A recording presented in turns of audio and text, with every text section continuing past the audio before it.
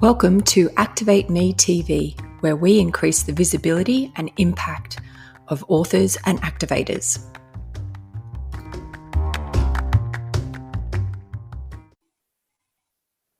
Today, I will be talking with Frida Lezius about the work that she provides through her business, Body Nature. Hi, Frida. Hi, Kirsten. It's a pleasure to be here in your broadcast, and I feel very privileged to be talking to you and your audience.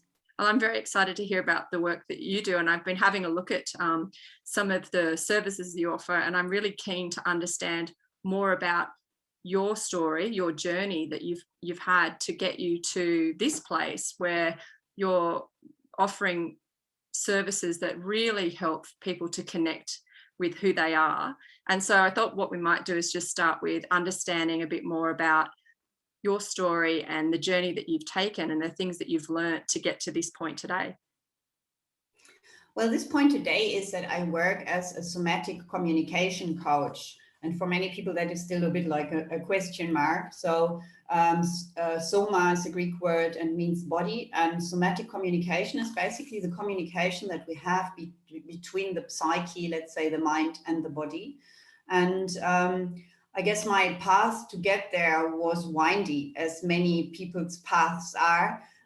Because I started, I guess, as a young woman myself, just an artist, because that's my first vocation, really, and especially focused on bodies, actually. So drawing bodies, painting bodies, bodies in space, the inside of bodies. And I started to research health for myself, because I had quite a difficult childhood. I had eating disorders and a fair bit of depression, sort of dipping in and out. And coming from Europe, I first researched in Europe. And so I looked for psychologists, counselors, doctors, etc. And I really noticed that there was not a discipline or let's say a profession in that sense where you could go to and people would basically talk to your body and talk to your mind. Yeah. So I found I was just either being talked to or talked at, yeah, or analyzed, which was even worse, yeah, or I was being, let's say, physically treated for something I didn't actually have, because there was no clear physical picture as such. So for myself, being a very inquisitive person, I began to, I guess, travel, which was one of my passions anyhow. I traveled to Asia, traveled to India and a variety of places, really Spain as well, in order to learn therapies. And amongst those therapies and martial arts and movement forms, I discovered yoga. And yoga was very central because it had already a well-established system which was bridging body and mind. And so I began to train more of yoga, became a teacher, did various teacher trainings, and noticed really when I was working with clients, when I was working with students, yoga students, they all would come, they have something, it's a reoccurring thing normally, like a pain in the back or a pain in the shoulders or in the neck or depression or something. And they sort of would be treated and get a little bit better. And then they come back after a few weeks and have the same thing in a way again. So reoccurrence. So I began to just naturally, it was more an act of instinct. I began to draw them as I do, yeah, as I do. And so I did just a quick little sketch. People, they found it at first quite intriguing because normally a therapist doesn't draw. But I just said, look, just stand there for a moment. And I just sort of went tick, tick, tick, and just did a short sketch of them, their posture. And I did it predominantly for me because I guess I have some sort of special qualities. I am a sensor and a seer in that sense that I have extrasensory qualities as well, that I sense things in people, sense things in places, etc. And so my drawing was not just a physical depiction half of the time, but I would also really depict their eminence, their energy in that sense, yeah. And so it turned out that my clients became incredibly intrigued by this, because they found they had never seen themselves in this way. They'd never seen themselves clearly from the outside. They'd never seen how they stand and how they portray themselves in life, really, in their posture. And so out of that, I guess, evolved quite naturally. I started that in Byron Bay because I had emigrated to Australia from Europe. And I started in Byron Bay to craft this into something longer, because it appeared that people had so many questions that there was obviously something there that was really fruitful for them. And so over time now, this became a process called the body mapping process, which is my first sort of, let's say, signature process, which is entirely my own. It has its own procedures, its own magic in that sense, but it's very much based on science. I mean, you see the muscle map in the background. I studied in-depth anatomy, physiology, and psychology to some extent as well. And I start to work with this body map as a basis basically for my clients to then see clearly and then make a plan and then navigate like in a more focused way, in a direct way towards what they needed. And yeah, that basically at first being just one thing I guess did naturally just became a signature of my work, because it began to bridge the gap.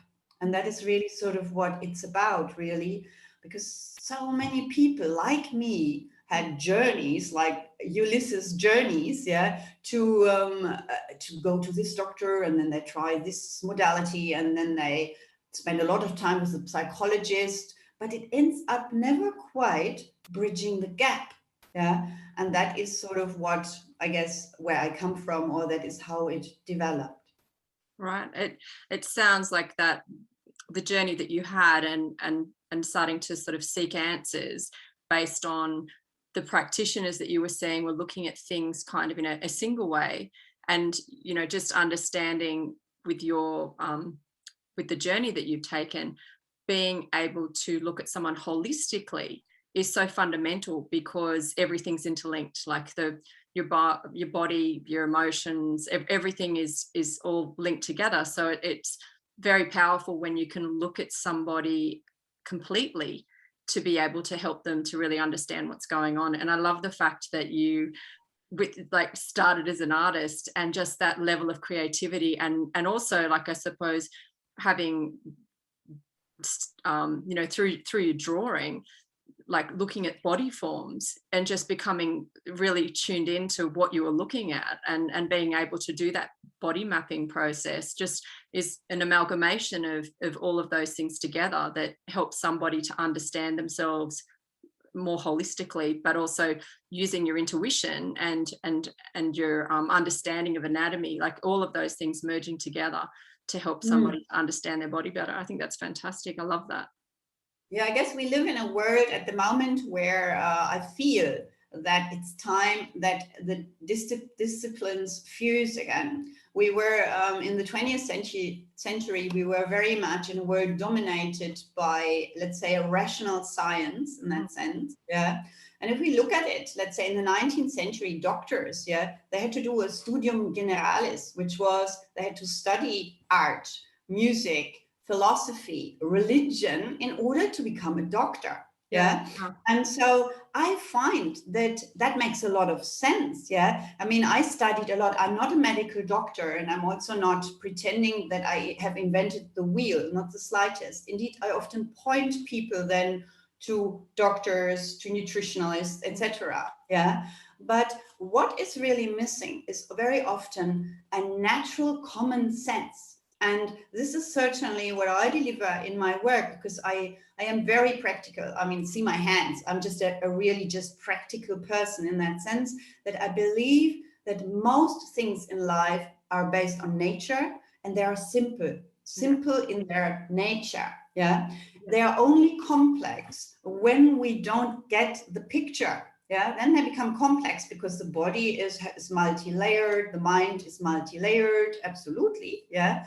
But once we start to grasp the general hierarchy, the natural hierarchy of how we function, yeah, then things are made a lot easier. That's definitely my experience for myself as well as for my clients.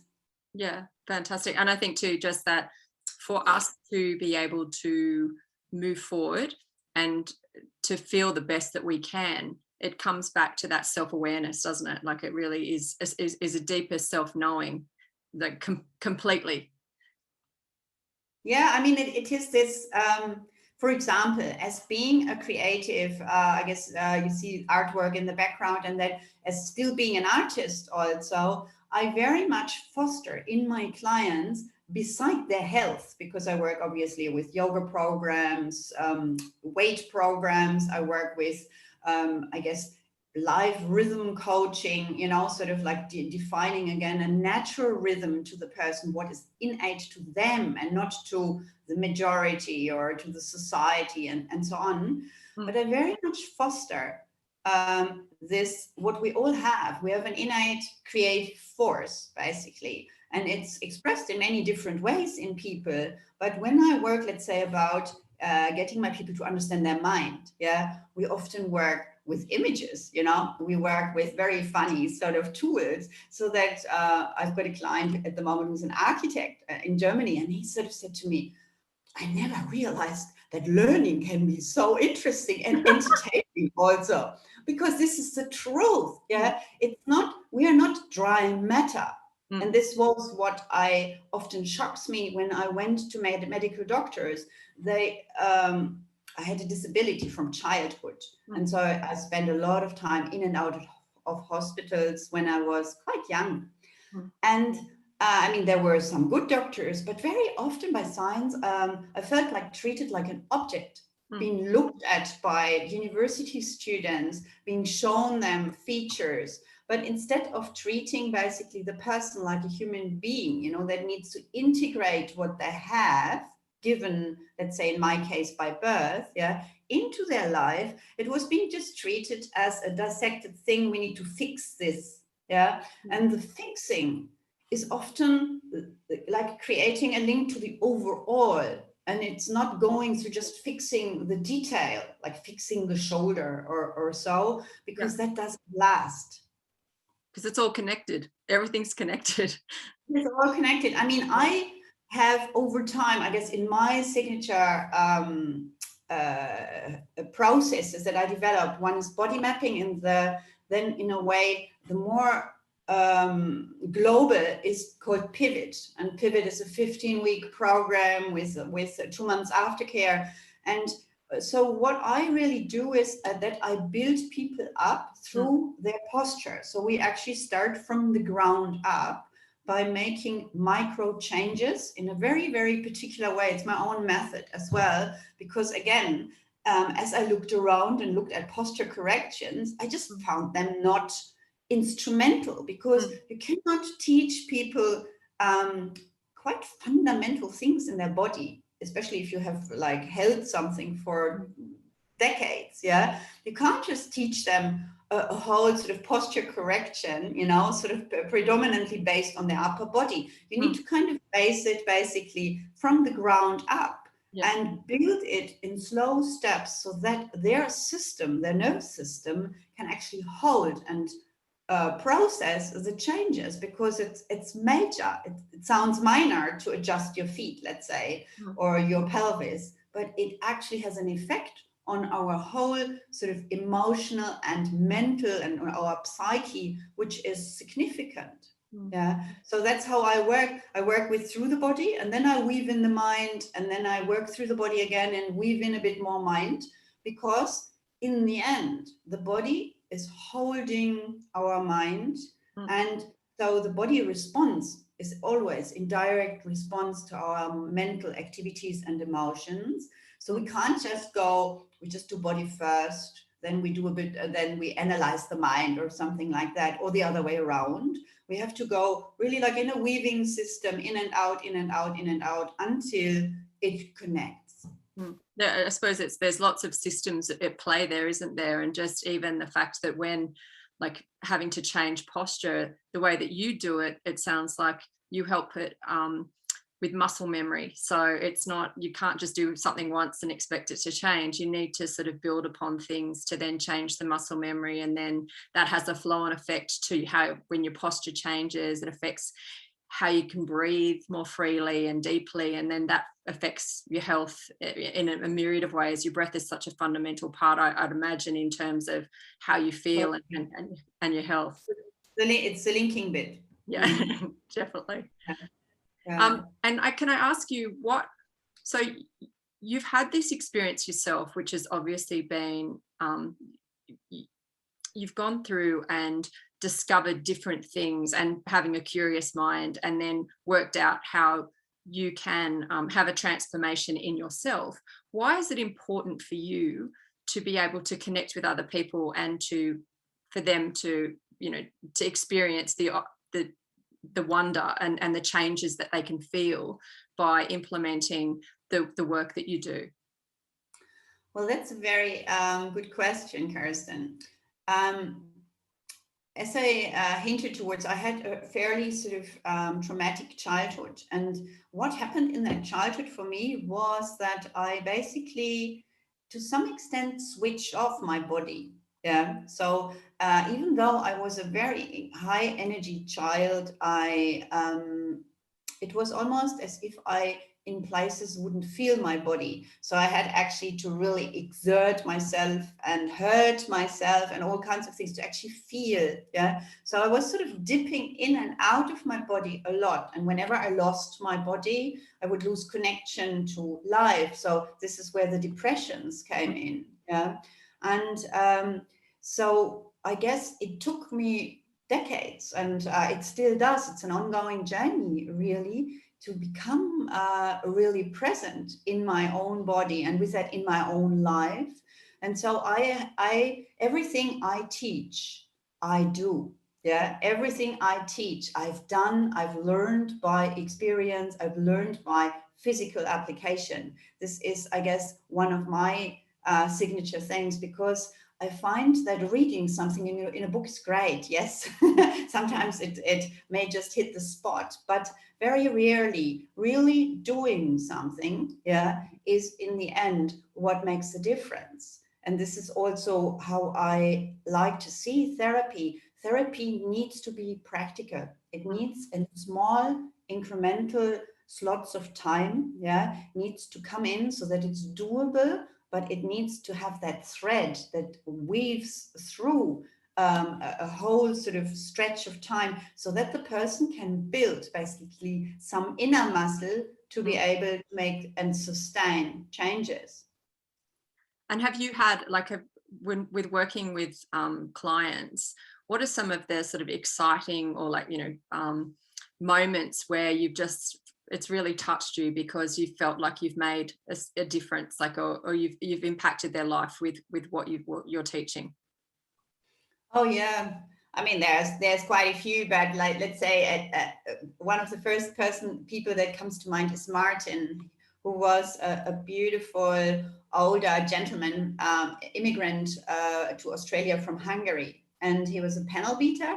And I met him indeed because my car needed some work, and I just saw him moving with so much dis-ease. And there's a part of me, I'm quite empathic, and like it hurts me to see people moving in such alien, almost robot-like ways, because there's so much stiffness. And so I ended up inviting him to yoga. And at that stage, he was 58 or 60 almost, yeah. And I invited him to yoga, and he actually came, yeah. And at first it was hilarious, because he really, he was very restricted. And it turned out that I guess there was so much hardness. It was an Alma from childhood, basically. He had escaped Hungary on his own at the age of 14, jumped on a ship, several ships, to get to Australia. I mean, it makes me goosebumps to even think about it. And so he was this man in a way that had bottled up a lot of old history and emotion, unprocessed, was in difficult marriage here then in Australia. And he kind of had no way of letting out emotion, even though he was this really emotional sort of being. And that had all manifested in his body, plus his work. And so I ended up also then giving him therapy. And so we did exactly that. We did the body mapping, we worked with hands-on therapies, with the yoga, and then also with self-inquiry, which was something for a man, let's say, of his trade, or he had only like, I think, primary school education originally, you know, and it was something quite whoa to think about himself and that, but he embraced that in an amazing way. And I must say it really added to his life. He started up getting a music collection. He started to attend ballet. It was very interesting, like the changes that took place in this man. It definitely brought out aspects of him that never had a chance to live basically before, and his tension levels really dropped and definitely improved his quality of life majorly. I love that. That's fantastic. It's almost like he's just, as you said, that word armor, he was able to shed some of that armor he'd been carrying around, which freed him up to. Yeah. Yeah, and I mean there are many. I just recently worked with someone who had basically anxiety and depression since teenage years, and is a business owner, and looks from the outside like this really functional young guy, you know, so 31 or something like that, and just to teach this person about where this anxiety actually came from and where it sits in the body and what he can do to release it on a regular basis, has just opened his eyes. And he said also, when I at the end of Pivot interviewed him about like what he thinks had changed, and that he said the most significant thing is that I don't think anymore I'm mentally ill. And I mean that's a big thing too, really, is how you view yourself.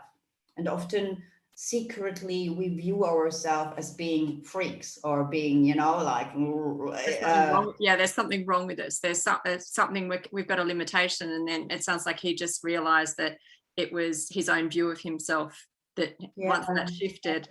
That's fantastic. So do you work with it sounds like obviously both men and women, and like there's no particular age group. It's basically just you connect with the people who need to understand more about themselves and their bodies, so that they can be sort of free themselves to be more expressive and more in touch with how their body's talking to them, and get to know themselves better by the sounds of things. Well, let's say there's always this about like who is your match also for the therapist, who's your ideal client, isn't it? Yeah. Like really there is no real age limit. I don't feel that, so I couldn't say it's just somewhere in the mid-age or so. It is for people often that are in almost feel as if they're in a dead-end corner, you know, they can't they've tried so many things and they just have run out of solution very often. That's one thing, but also that are invested in wanting to change, that have somewhere still inside themselves that spark, that thinks, hang on, I'm actually different. I don't know how I got here, but I'm actually different than that. And now innately that I'm a lot more alive, and that I'm a lot softer, or a lot more whatever, energetic or so. And so it directs that. And it's like I work a lot with men, it appears, because I find the work with women is beautiful, and it's very different from working with men. And I find often that men are almost as if they think they don't deserve it to do this type of work. So women are a lot more open in a way to going a bit deeper inside themselves, and it appears that they have more leaning towards choosing therapy in that sense. And men often suffer until for a very long time silently, sort of thing. And this is also, I think, why this you know, a lot of male depression, and that happens because there is no real sort of place for them to discover it. And because I work through the body, it is an easier way or a more direct way to find what's happening inside, because you have the body as a point of reference. People really that wish to increase their life quality, that have a memory in a way of that they are bigger and more, and people that wish to grow. That would be if I had to write a description, and that are invested in themselves, that know that when they invest, and that means time, money, intent, etc., that they actually that they are worth it. I think that there'd be many people who would benefit from working with you, Frida, because I think that there's just there's so many people that have got potential to live a bigger experience. And I think that, as you say, it's really important that they're at that point where they're seeking something and they're ready for change. I mean, especially at this time right now, where there has been for a year, basically, times of lockdowns throughout the whole world, and people are feeling kind of restricted, feeling limited in that sense, and also are often confined. So this is a really good time actually to go inwards and to do this journey, because it's like a journey. It's actually quite fascinating too, to discover the own inner lands, if you want so.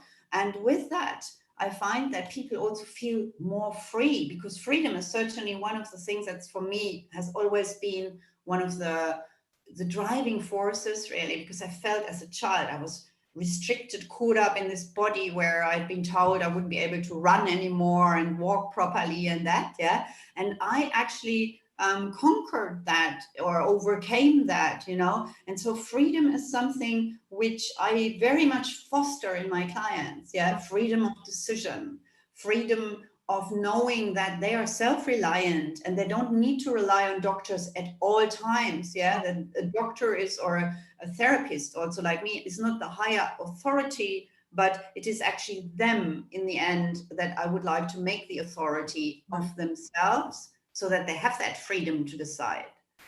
Yeah, that's fantastic. Just so I suppose in seeking your own freedom, you're now, the work that you do is helping other people to feel that same freedom in their lives through the work that you do. That's beautiful. Love that. And so based on that, what would be the change that you would like to see in the world through the work that you're doing? What would you like for people to, how would you like people to be able to live based on the work that you've done and seeing how people have struggled?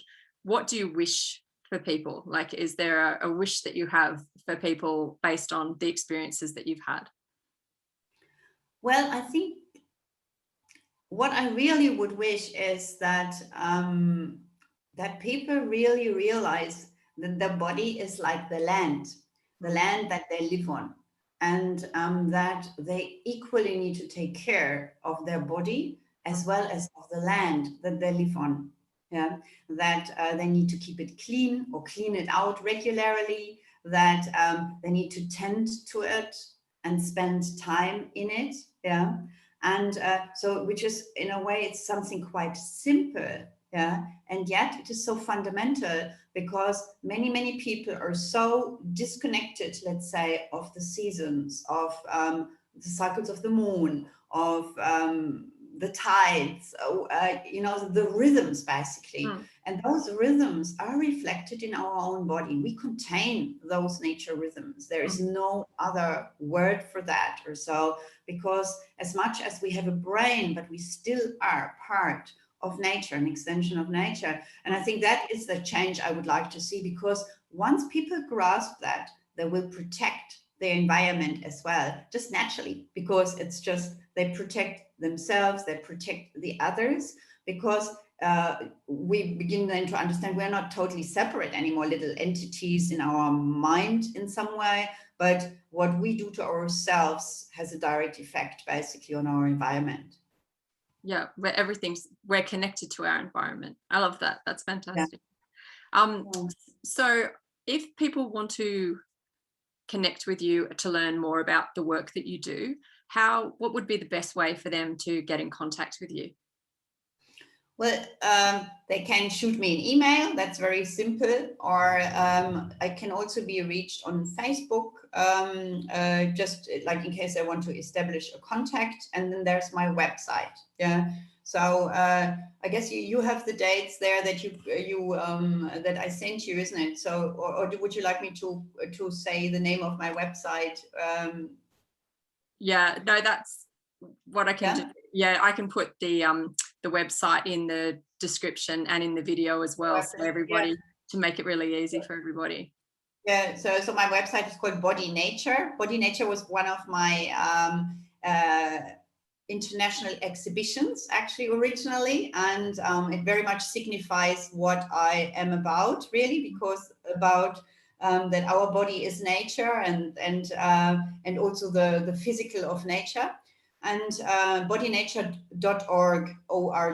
And so that's my website. And there is a link where you can just send me a message. Basically, that's one way. Or otherwise, Kirsten at the end will just leave my email address in my Facebook in case you wish to get in contact. And then I'm very welcome when people come in just for a free chat, so we can actually have a talk and sort of see A, what you need, and B, whether that fits, whether we fit as people.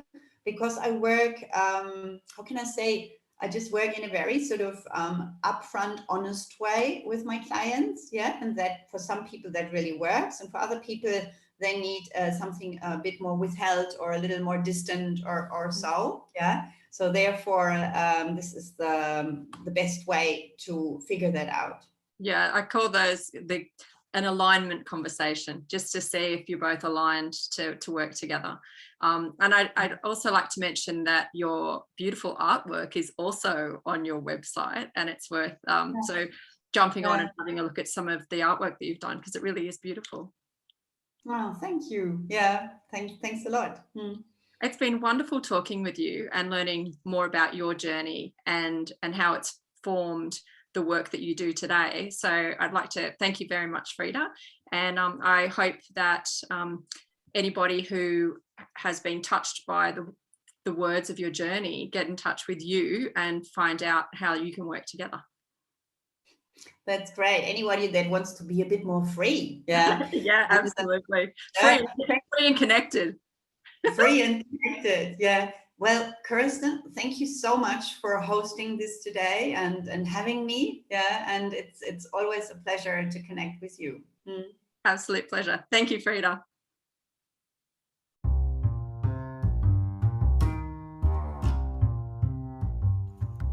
Thank you for listening to this episode of Activate Me TV. Please share this if you know someone who would benefit from hearing today's message.